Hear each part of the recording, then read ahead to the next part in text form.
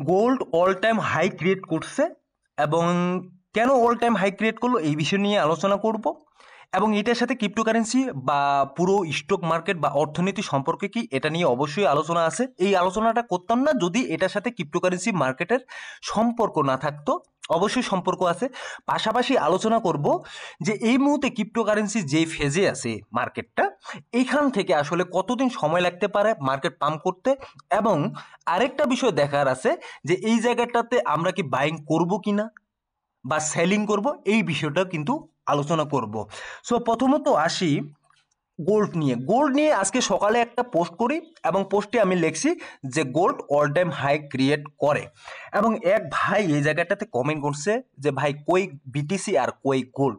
তিনি আসলে বিটিসিকে একটু বড় দেখাইতে চেষ্টা করছে এই জায়গাটাতে গোল্ডের তুলনায়।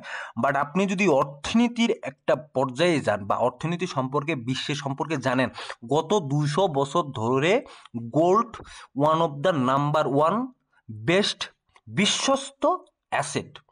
গোল্ডের পরিবর্তে আর এখন পর্যন্ত কোনো কিছু আসে নাই, যেটা আসতেছে সেটা হচ্ছে বিটকয়েন, তাছাড়া কিন্তু কোনোটাই না। সো এখন বলতে পারেন যে হঠাৎ করে পুরো যখন বিশ্বের ক্রিপ্টোকারেন্সি মার্কেট ডাউনে যাচ্ছে বা স্টক মার্কেট ডাউনে যাচ্ছে, এই সময় গোল্ড কেন পাম্প করতেছে এটা আপনাদের জানা উচিত এবং বোঝা উচিত আমার মনে হয়। এই কারণে আপনাদেরকে আমি এই বিষয়টা বলতেছি। সো ফার্স্টলি প্রথমে আসি, gold all time high create করছে কেন? কারণ হচ্ছে স্টক মার্কেট, অর্থনীতি মার্কেট, ক্রিপ্টোকারেন্সি মার্কেট, সব মার্কেটের পর্যায় বা যেই সিচুয়েশন সেটা হচ্ছে পুরো খারাপ। এখন এই যে খারাপ সিচুয়েশনে মানুষ এখন বিশ্বাস করতেছে শুধুমাত্র গোল্ডে টাকা রাখলে এই জায়গায় টাকাটা সেফ থাকে এবং গোল্ডের পতন সেভাবে হয় না। এখন বলতে পারেন যে কেন হয় না, কারণ যদি বলি সেটা হচ্ছে এখন পর্যন্ত বিটকয়েন না, গোল্ড হচ্ছে স্ট্যান্ডার্ড মাপের অর্থনীতি। স্ট্যান্ডার্ড মাপের অর্থনীতি কিন্তু এখন পর্যন্ত গোল্ড। যত ডলার দেখতেছেন এই ডলারগুলো আসতেছে গোল্ডের বিপরীতে। আপনার কাছে যত পরিমাণ গোল্ড আছে ঠিক তত পরিমাণে আপনি ডলার ছাপাতে পারবেন, এর বেশি না। বুঝতে পারছেন এখন? সো এটা সংক্ষেপে আমি বলে দিলাম। পরবর্তীতে আসি ক্রিপ্টোকারেন্সি মার্কেট নিয়ে। সো প্রথম অবস্থায় যদি দেখি ক্রিপ্টোকারেন্সি মার্কেটে এই মুহূর্তে ইটিএফ যে থ্রো আছে, আমি কয়েকটা ভিডিওতে বলার চেষ্টা করছি এই জায়গাটাতে যদি না বড় বড় কোম্পানি, বড় বড় ব্যাংক কেনা শুরু করে বিটকয়েন বা ইথেরিয়াম, ততক্ষণ পর্যন্ত পুরো ক্রিপ্টোকারেন্সি মার্কেটে একটা ভালো মুভমেন্ট দেখতে পাওয়া যাবে না। এখন এই ইটিএফ থ্রু গত 1 মাস, 1.5 মাস বা 2 মাস ধরে কিন্তু শুধু সেলিং হচ্ছে, শুধু সেলিং হচ্ছে, শুধু সেলিং হচ্ছে, বাইং কিন্তু কেউ করতেছে না। এবং গত 13 মার্চ যদি দেখি সেক্ষেত্রে এই জায়গায় ব্ল্যাক রক কিছুটা বাইং করছে, 45 মিলিয়ন ডলারের বিটকয়েন বাইং করছে। বাট ওভারঅল যদি সিচুয়েশন দেখেন কি, সেলিং প্রেশার এখনো হাই। গতকালকেও 135 মিলিয়ন ডলারের সেলিং প্রেশার আসছে এখানে আপনার বিটকয়েনে। সো ওভারঅল বিষয়টা আপনারা বুঝতে পারতেছেন, এখন পর্যন্ত বাইং প্রেশার কিন্তু মার্কেটে আসে নাই, যা আসছে শুধু সেলিং প্রেশার। বাট এখন কথা হচ্ছে যে এত সেলিং প্রেশারে আমাদের আসলে কি করা উচিত? আপনারা বলতেছেন হোল্ড করতে, বাট তারা সেলিং করতেছে। আপনারা আসলে আমাদেরকে কি বুঝাইতে চাচ্ছেন? এটা অবশ্যই সত্য কথা। যেই জায়গাটাতে আমরা দেখতেছি মানুষজন সেলিং করতেছে, সেই জায়গাটাতে আমরা বলতেছি হোল্ড করতে। কারণটা কি? দেখুন, তারা যে সেলিং করতেছে এর মানে এই না যে তারা এই জায়গাটাতে লজে সেল করতেছে। তাদের যে প্রফিট আছে সেই তাদের প্রফিট অনুযায়ী তারা কিন্তু এই জায়গাটাতে সেল করতেছে। বাট আমাদের তো এই জায়গাটাতে কোনো প্রফিট নেই। আমি যদি বলি এই জায়গাটাতে, গত কয়েকদিন আগেও বলছিলাম যে আমাদের মতো রিটেল ইনভেস্টর এই জায়গায় অলরেডি ফেসে গেছে, এবং ফেসে যাওয়ার কারণটা হচ্ছে আমরা চিন্তা করি 10x, 200x, 100x, ঠিক আছে? তারা চিন্তা করে পার্সেন্টেজ, 10%, 5%, 6%, 20%, ঠিক আছে? এই কারণে কিন্তু আমরা এখন এই জায়গায় ফেসে গেছি। তো এখন ফেসে গেছি, কি করব? দেখুন, মার্কেটে আরেকটা মিটিং আসছে, সেই মিটিংটা হচ্ছে মার্চের এফওএমসি মিটিং 18 থেকে 19 তারিখে। এই 18 থেকে 19 তারিখে যে মিটিংটা আছে, এই মিটিংয়ে আসলে আমরা বুঝতে পারবো মার্কেট কোন দিকে যাবে। বিশ্বাস এবং বিলিভ আছে যে মার্কেট এখান থেকে খুব একটা ভালো সিচুয়েশনে যাবে। কারণ ওভারঅল যদি মার্কেটের সিচুয়েশন বলি, স্টক মার্কেট, মানি মার্কেট সব মার্কেটেই কিন্তু সিচুয়েশন খুবই বাজে। তো তারা চেষ্টা করবে যাতে মার্কেট তাড়াতাড়ি রিকভার করা যায়, যাতে মার্কেট এখান থেকে তাড়াতাড়ি রিকভার হয়, অর্থনীতি যাতে ধস না নামে, সেজন্য কিন্তু তারা কাজ করবে এবং এটাই হয়তোবা আমাদের প্রত্যাশা থাকবে। এখন এই ট্যারিফ ওয়ারের কারণে অনেকজনে ঘোষণা করছেন, অনেক অনেক বড় বড় কোম্পানি, বড় বড় যে ব্যক্তিবর্গ আছে তারা কিন্তু ঘোষণা করছেন, তারা ট্রাম্পকে অ্যালার্মিং একটা বিষয় বলছেন যে দেখুন এই ট্যারিফ ওয়ার কিন্তু শুধুমাত্র আপনি যে ডুবতেছেন বা আপনি অন্য কোনো কান্ট্রিকে ডুবাইতে চাচ্ছেন এমনটা না, এই ট্যারিফ ওয়ারে কিন্তু পুরো বিশ্বের অর্থনীতি ডুবে যাবে এবং সাথে সাথে আপনি নিজেও ডুবে যাবেন। এই বিষয়টা কিন্তু ট্রাম্পকে বারবার বোঝানো হচ্ছে।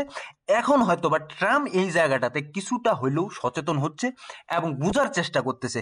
বাট আমি যদি বলি এখন পর্যন্ত তাদের ইগোটা আছে। যদি ট্রাম্প কানাডাকে ট্যারিফ দেয়, সেক্ষেত্রে কানাডা আবার রিভার্স একটা ট্যারিফ বসায় দেয় আমেরিকার উপর। চায়নার উপর ট্যারিফ দিলে চায়না আবার রিভার্স ইউএস এর উপর ট্যারিফ বসায় দিচ্ছে। এই যে ট্যারিফ যে ওয়ার্ডটা, এটা একটা ইগোর পর্যায়ে চলে গেছে এবং এটার বলিদান কারা হচ্ছে?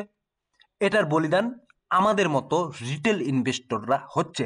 বাট আমার কথা হচ্ছে আপনারা যেই ফেজটাতে আছেন বা যেই সিচুয়েশনটাতে আছেন, এই সিচুয়েশনটা হচ্ছে সর্বোচ্চ লেভেলের একটা ফ্রাস্ট্রেশন সিচুয়েশন। আমি জানি, কারণ আমি নিজে যেহেতু এই জায়গায় ইনভেস্ট করছি, আমি জানি এটা হচ্ছে সর্বোচ্চ লেভেলের ফ্রাস্ট্রেশন সিচুয়েশন। বাট এখন কথা হচ্ছে তাহলে কি আমরা সেল অফ করে বের হয়ে যাব? না, সেল অফ করে বের হব না। এই জায়গায় মার্কেট উপরে উঠবে এবং যদি গত কয়েকদিনের হিসাবে দেখি ওয়ান ডে টাইম ফ্রেমে, এই জায়গায় কিন্তু সাইডওয়েজ মার্কেটে চলতেছে, সাইডওয়েজ মার্কেট চলতেছে, ঠিক আছে। সো এখন মার্কেট মোটামুটি একটা নিচের দিকে কারেকশন নিচ্ছে, ৭৬-৭৫ হাজার ডলার পর্যন্ত এই জায়গায় বিটকয়েন কারেকশন নিচ্ছে। সর্বোচ্চ এখান থেকে যদি যায় নিচের দিকে কারেকশন নেওয়ার জন্য, সেক্ষেত্রে আমরা ৭০ পর্যন্ত ধরে রাখছি সর্বোচ্চ, এর বেশি না। এর বেশি হলে হয়তোবা মার্কেটে একটা বিগ মুভমেন্ট বা বিগ ক্রাশ একটা আসবে, যেটা আসলে মার্কেট সহ্য করতে পারবে না। আমার মনে হয় আমাদের মতো রিটেল ইনভেস্টররা সহ্য করতে পারবে না, কারণ আমাদের ম্যাক্সিমাম ইনভেস্ট কোথায়? অলস কয়েনে। এবং অলস কয়েনের অবস্থা তো আপনারা দেখতেছেন, কিছুটা পাম্প করতেছে আবার কিছুটা ডাম্প, কিছুটা পাম্প করতেছে আবার কিছুটা দাম। এই যে ওভারঅল সিচুয়েশন, এই ওভারঅল সিচুয়েশনে কিন্তু যদি বিটকয়েন ৭০,০০০ চলে আসে, সেক্ষেত্রে আমাদের অলস কয়েনের অবস্থা কিন্তু আরও খারাপ হয়ে যাবে। বাট আমি এই কথাটা গত কয়েকটা ভিডিওতে বলছি যে আপনারা এই সময়টাতে কিন্তু বাইং করতে পারেন। অনেকে বলতেছেন যে বাইং করার টাকা কই, শুধুমাত্র কথা বলতে হবে না বা বক বক করলে হবে না। দেখুন, এটা হচ্ছে হার্শ রিয়েলিটি। যারা এই জায়গায় যত বেশি ইনভেস্ট করতে পারে, ইনভেস্ট বলতে অ্যাট এ টাইম না, যারা পার্টলি বাইং করতে পারে এই জায়গায়, যাদের যত বেশি টাকা আছে, তারাই কিন্তু দিন শেষে এই জায়গায় সাকসেস হয়। তার মানে এই না আপনারা সাকসেস হবেন না, আপনারাও সাকসেস হবেন, বাট শুধুমাত্র ধৈর্য ধরে ধরতে হবে, দেখতে হবে যে মার্কেট কোন দিকে যাচ্ছে। শুধুমাত্র একটা জিনিস মাথায় রাখবেন, শুধুমাত্র এই জায়গায় আপনার একার টাকা নাই, পুরো বিশ্বের অর্থনীতির টাকা কিন্তু চলতেছে। কারণ যদি স্টক মার্কেট পাম্প করে, মানি মার্কেট পাম্প করে একটা ভালো পর্যায়ে চলে যায়, সেখানে কিন্তু ক্রিপ্টোকারেন্সি মার্কেটও একটা ভালো পর্যায়ে চলে যাবে। এটা কিন্তু আপনাদেরকে মাথায় রাখতে হবে। সো ক্রিপ্টোকারেন্সি মার্কেট শুধুমাত্র ক্রিপ্টোকারেন্সি একদিকে বা স্টক মার্কেট একদিকে, এমন কিন্তু ব্যাপারটা না। পুরো বিশ্বের মার্কেটে এখন একটা সিনক্রোনাইজের মতো চলতেছে এবং যখন যে মার্কেটটা পাম্প করতেছে, তখন তার বিপরীতে অন্য যে মার্কেটগুলো আছে সেগুলো পাম্প করতেছে। সো সিনারিও যেহেতু ওভারঅল মার্কেটের সিচুয়েশন খারাপ, সেক্ষেত্রে আমি বলবো অবশ্যই তারা ইউএস বলুন বা অন্যান্য কান্ট্রি বলুন, তারা অবশ্যই কিছু রুলস বা রেগুলেশন নিয়ে আসবে যাতে খুব তাড়াতাড়ি মার্কেটে এই জায়গায় পাম্প করে। এজন্যই আপনাদেরকে এফওএমসি যে মিটিংটা আছে 18-19 তারিখে, সেই মিটিংয়ের জন্য ওয়েট করতে বলতেছি এবং আশা করি এই জায়গাটাতে খুব একটা ভালো মুভমেন্ট আমরা দেখতে পাবো। সো বিস্তারিত বললাম। আজকে আমি একটু ব্যস্ত আছি। ধন্যবাদ সবাইকে, ভালো থাকবেন, সুস্থ থাকবেন, দেখা হবে নতুন কোনো ভিডিও নিয়ে আগামী দিনে।